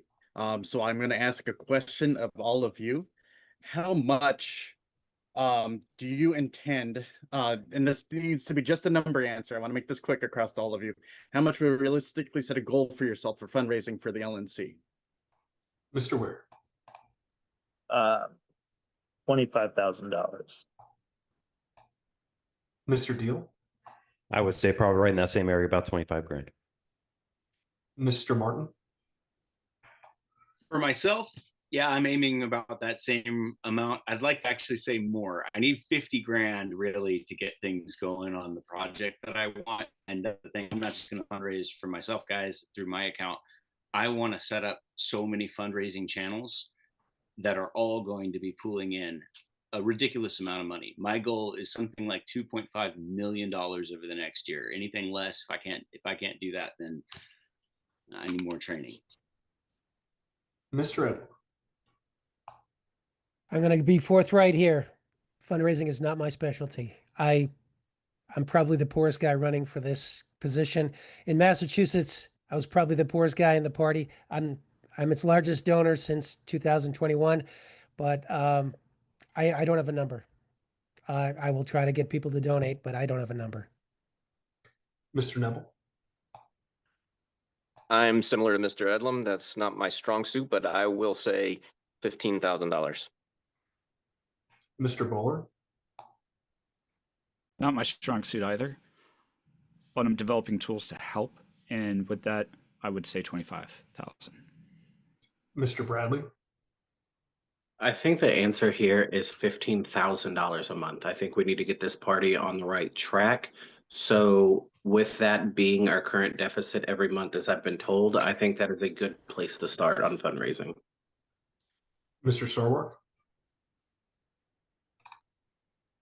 The party is currently not operating at capacity. It doesn't have a newsletter. It doesn't have direct mail. It doesn't have regular development. It doesn't have full-time staff anymore. And we're doing that at a $15,000 a month deficit. I think in order to get back to producing results for the members, the party needs to have revenue that's in excess of $100,000 a month. That means we need to increase fundraising by approximately $50,000 a month. There are 17 members of the LNC. If everybody dedicates themselves to raising, that's not a lot per month, is it? Pretty sure that math isn't that much. It's like $3 grand a month per person, give or take. That would get us our $50,000 deficit. I personally used to be the biggest fundraiser. It's a different fundraising environment now. You can go back and check the records. I would target something that is probably not going to be that high because a lot of donors have walked away. But if I'm not personally bringing in between $10,000 and $50,000 per month myself, something's wrong.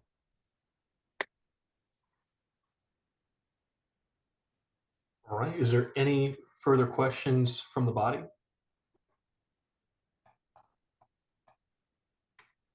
Mr. Chatterton.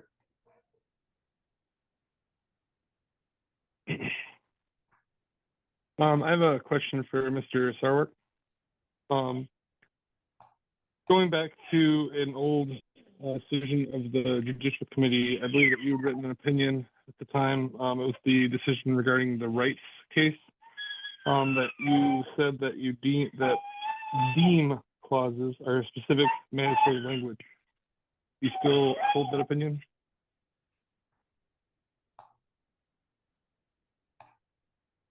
Mr. Sarwark, your response? Yeah, it's been, I think, nearly 20 years since I wrote that opinion. As far as I know, I agree with the things I wrote back then. I don't know how that opinion would apply to any current case. There was a very specific thing with Mr. Wrights and Mr. Haw, and there were a lot of there were details about that case that may not be applicable to other cases. But yeah, I mean, I stand by the opinion I wrote.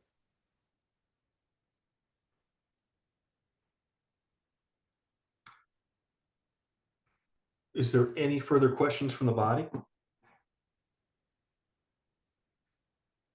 Mr. Martin, I can't recognize you.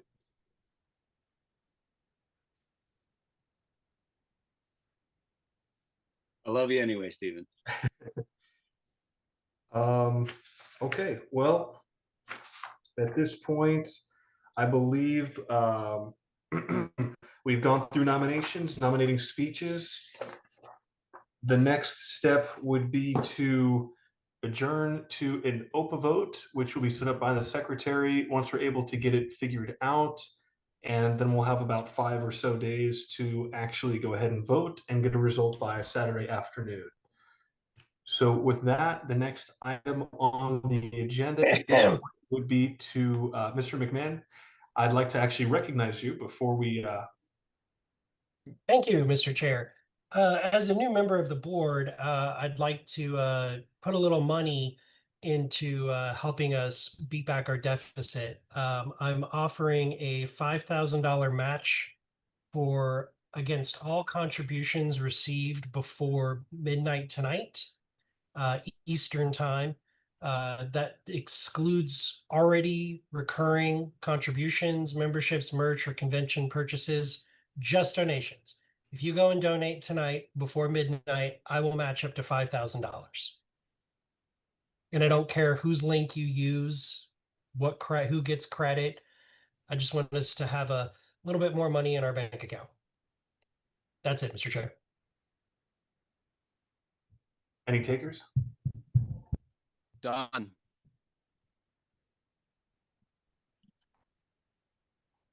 And that's all party members. Anybody who's watching this, if you got friends, send it out. I'll match. I'll get with staff tomorrow, and whatever we raised before midnight tonight, Eastern time, I'll match up to 5K. So my 1,000 will become 2,000. Is that correct, Mr. McMahon? That is correct, Mr. Chair. Consider it done. Because it's not membership or automatically already recurring or merch or convention purchases. It's just a regular old contribution. Well, I'll put in 1,000. That makes it 2. So I hope some other people pitch in tonight. I'll pitch in. Absolutely. Let's do this. Let's get it done, guys. Mr. Ford, you have your hand raised. Yeah, very briefly, I just wanted to tell folks that we're going to be having a meeting Thursday night via Zoom, and it's going to be focusing on convention issues. Interestingly enough, and I have plenty of time offline if people want to reach out to me. I've reached out to a bunch of state chairs. We're going to be talking about the 2028 National Convention and the timing of it. There's open discussion. Some states have already registered that they've got some legal issues, but we're taking a moment to discuss whether or not we can discuss moving up the convention from the traditional May to a February. I say this because this is a moment in time where we've got time to do the analysis. It's always been the subject of social media fodder. We should do this, we shouldn't do this, these people. We're going to arrive at a consensus on any of the legal issues we're facing or logistical issues. So it's important that we take this opportunity. So the link will be going out. I invite people to listen in, and then we're also going to have some fun updates about the 2026 convention in Grand Rapids as well. So I encourage people to join us. Thank you. And I believe that is going to be on the internal list. So if you're a state chair, county chair, region rep, LNC member, you should have access to that internal list.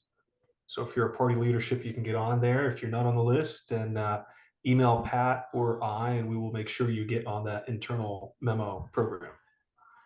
Okay, well, first off, I just want to thank all the candidates tonight for throwing their hat into the ring. I appreciate folks who want to see the party grow and prosper and are willing to put the work in. So I do want to say thank you to our slate of candidates tonight. At this point, the chair will now seek a motion to adjourn. So moved. Mr. Is there a second? Any objection to adjourning? Wait, I can't second. I forgot. You can't actually. That was you. Was there I somebody seconded. else who can? I seconded. Yeah. All right, here a second. Any objection? Hearing none, we are adjourned at 8:44 p.m. Thank you, everybody. I do have a quick question. When might we be able to expect the recording to be uploaded? I don't mean to rush you, Evan. Just curious, just in case, because there may have been LNC members that were not here that might want to review the recording. I actually do not have access to the YouTube Gotcha. as of yet. So I need to get again with staff and ask them. And hopefully, I think at least one other staff member has access to the Zoom. And it's recorded to the cloud. So hopefully very soon. But my answer is, I got you. I thought that might be the case, but just wanted to double check. Yeah. Thank you. Thank you, Mr. Secretary. And there was just so people are aware, there was no rush on getting me the YouTube access, which I was in agreement with because we don't broadcast on these meetings on YouTube. So we were kind of like, oh, we don't have to try to figure it out right now. We can do other stuff. And then I actually was thinking earlier today, don't these get posted to YouTube?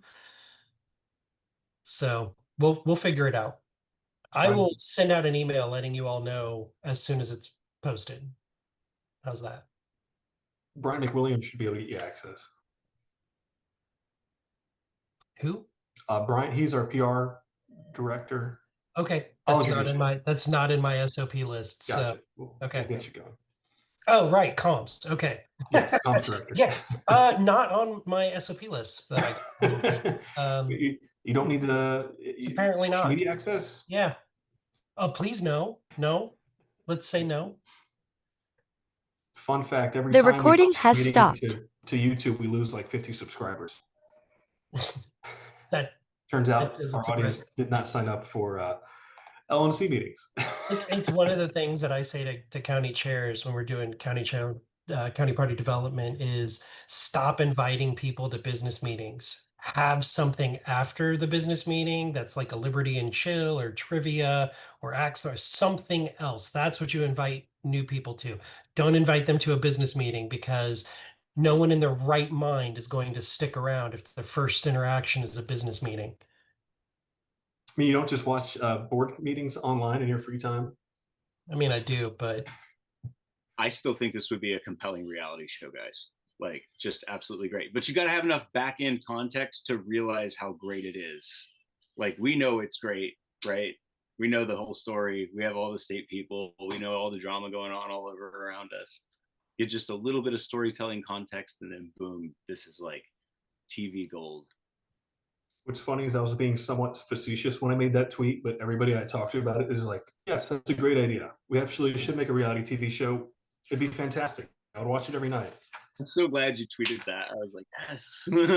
I was do joking. watch it every night. Yes. If I can interject something very briefly. For the record, it will take a 2/3 vote to close the polls, including doing it in advance. You had an 8-2 vote, which is more than 2/3. So you were okay on that. That's just for the record. That was That's just for the record. We were text messaging back and forth about that because it was a point. I had raised the question as well of did we do 2/3 on that? Because technically that's a change in the voting mechanism and the deadlines. You did 2/3. But it did 2/3, and since it was specifically 8-2, you did 2/3. and since the deadline is listed in the motion, that becomes the mechanism then. So so it's all since it's all contained within the one motion, as long as it had the 2/3, then it's all gravy, as they say. Yes, I also checked the bylaws, and there was no requirement in there, so you don't have to worry about that for that time frame as well. Yeah, I want to say thanks to everybody. I really appreciate it. I think this is a good outcome. I think everybody kind of is going to have a like just for like vote your conscience kind of situation and like not rushing it and everything. I just really want to thank everybody for making this possible and having the good faith to like talk and this was a great meeting. I thought it was going to take 2 or 3 hours. It was way shorter than I thought, right? Just as a matter of cleanup, Mr. Chair, on the and I'll share my screen here briefly just so you can see it. I thought I was sharing it during the nominations, but I wasn't.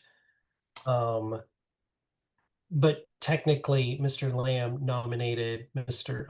Martin first. That was the first nomination. So technically it was out of order the entire time because you were starting with Mr. Weir.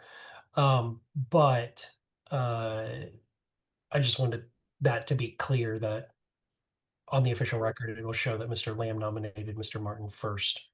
Understood. That makes sense. Because you did accept the nomination at the time. You didn't rule it out of order. So it's still correct. I asked Mr. Martin if he accepted it during nominations, assuming that Mr. Lamb. Hey, it's no worries. I'm cool as a cucumber, guys. No offense taken or anything like that. So we're all good. Thank you, Mr. Secretary. Stop seconding things. I know, right? I'm usually sitting in for Aaron, or else I like rigorously keep on the mute. I just bad habit. By the way, aloha, Aaron. Good to see you here. I need you to wear like a postcard on your forehead that just says alternate. Yeah. You can take it off when you're subbed in. I'll just keep my hands busy so I won't start doing anything impulsive. Real quick, because I know some people, since we're hanging out, a very generous offer was made tonight. Mr. McMahon is me matching any donation up to $5,000. I believe we've already raised $2,000. I would like to get 10 grand tonight. It would be great. We're going to be moving into a 3 payroll month next month. So we could really use the money so we can pay our employees. And I think they'd really appreciate that. So if anybody would like to pitch in, head over to lp.org. You could use somebody's link if you have one. Otherwise, we'll be able to pull from it. But any donation made from now till midnight will be doubled. So now's a chance to double your money. Put it all in red. Mr. Roos. Hey, Mr. Chair. Congratulations on a short and sweet meeting. It was nice to hear all the feedback, especially a reminder of events that happened at Reno. I wanted to bring to your attention a past conversation of ours. If you may remember, retired law professor Michael Pallelli. Yes. He's filing his petition to certiorari to the U.S. Supreme Court. It should be received this coming week. And LP Florida is looking forward to filing an amicus brief in support of his case. That's the case where you assigned to me a couple of years back when you were chairing LP Florida, and now it's come due. And the interesting things we discovered is that Florida's particular brand of closed primary is especially pernicious to voting rights, to the ability of LP Florida and other minor parties to grow, and generally actually promotes public corruption. Because we have so many elections that are decided at closed primaries, that, in other words, all you have to do is convince just a tiny number of people who participate on these off middle of the year, middle of the summer elections at the primary to select the guy who does the most and looks the DeSantis style kind of governance damn the rest of us. So there's an invitation out. Matt Johnson, who's now chair of LP Florida, should be advancing some note to you regarding a copy of what we had filed as an amicus brief before, and Pallelli's draft. This is submitted. So his petition, and see if the LNC wants to sign on.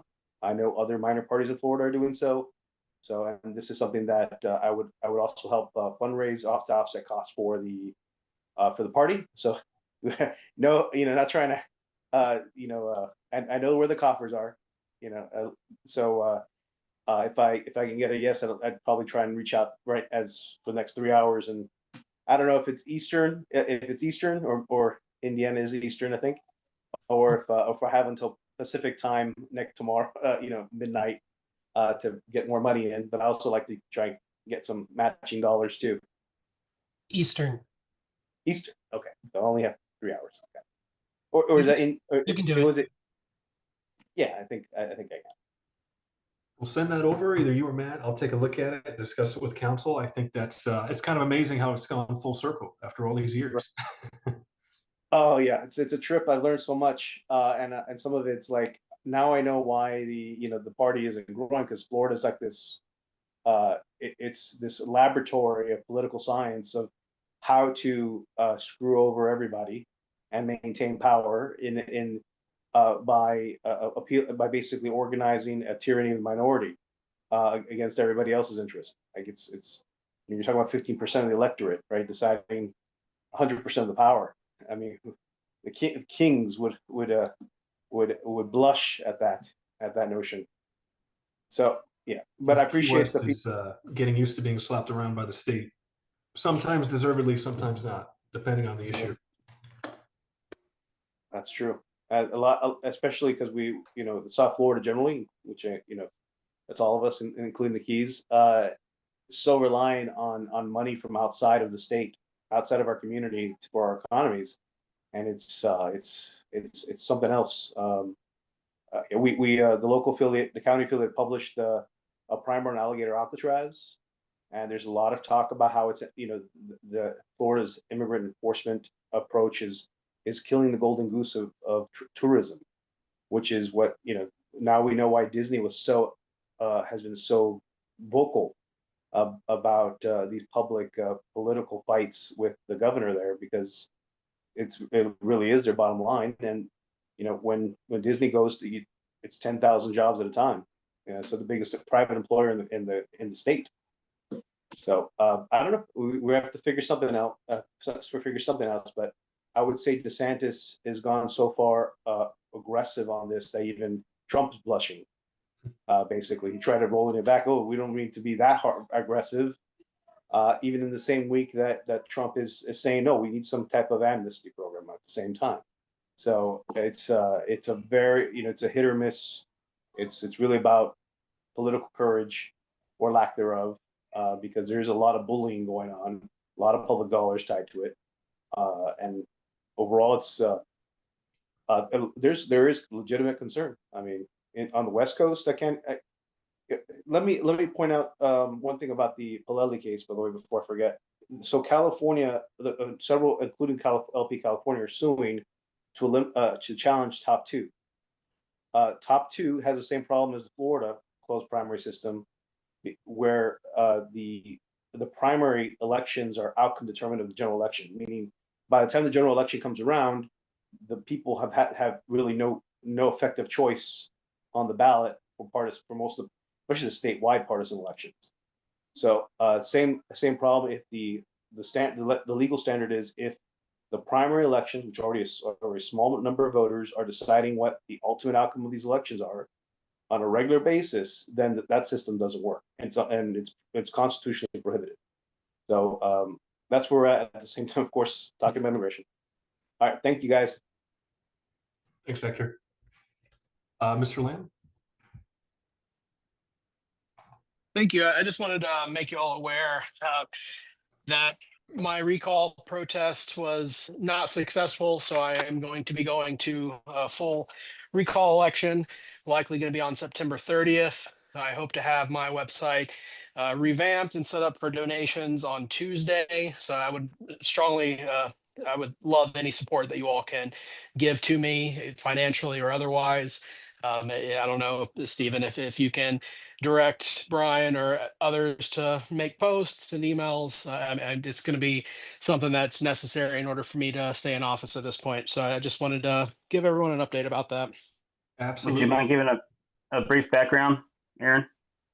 Yeah, so essentially, I was elected in 22, so I'm going on my third year at this point, and the former mayor who I beat with it was a 60-40 margin, has capitalized on the fact that myself, I directed it, and the rest of the board agreed that we needed to have some control over our police department, which has only been around for about 6 months longer than I have been in office.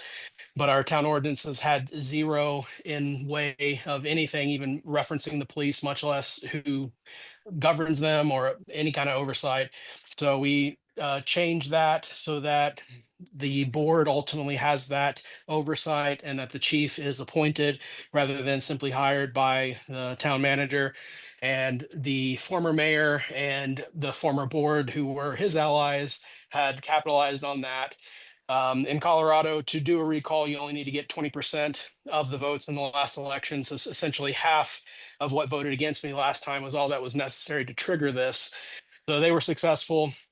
And then we had the protest hearing. The hearing officer was, in my opinion, raging liberal Democrat, bright blue haired, named Karen.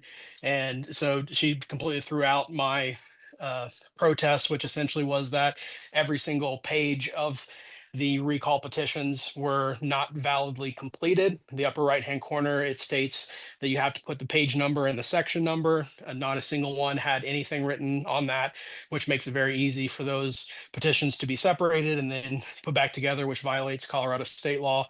So I don't I was unable to find a lawyer to represent me pro bono, which would be the next step if I wanted to protest the protest. So we're just going to full election. So we have a board meeting tomorrow in which we'll set that protest date, or sorry, the recall date, which will be September 30th. Well, Aaron, let us know how we can support you any way we can. And when that link comes out, let me know, and I'll make sure we put it out on social media and get some support behind you. Thank you very much. I'll be hopping off at this point, but yeah, reach out to me directly if anyone else has any other questions or any other ways to offer support. I would certainly appreciate it. Thank you. And on another note, I just donated $1,000 through my link. And if anybody else would like to use my link or Paul's or McMahon's, if he has his, it really doesn't matter. But I don't know what it is, and so I don't care. You could use lp.org/star donor. LP. lp.org/star I donor. think mine is Evan Donor, which is weird because everybody else is their last name, but I think the one they sent me before was Evan Donor. Mine is Stephen Donor. Oh, okay. Or boss donor. Boss donor works. Maybe my last name's too hard to spell. Maybe that's what Hannah was thinking. I'm not sure. Oh, 100%. That money would not be going to the right place. You just draw ukulele on your donation.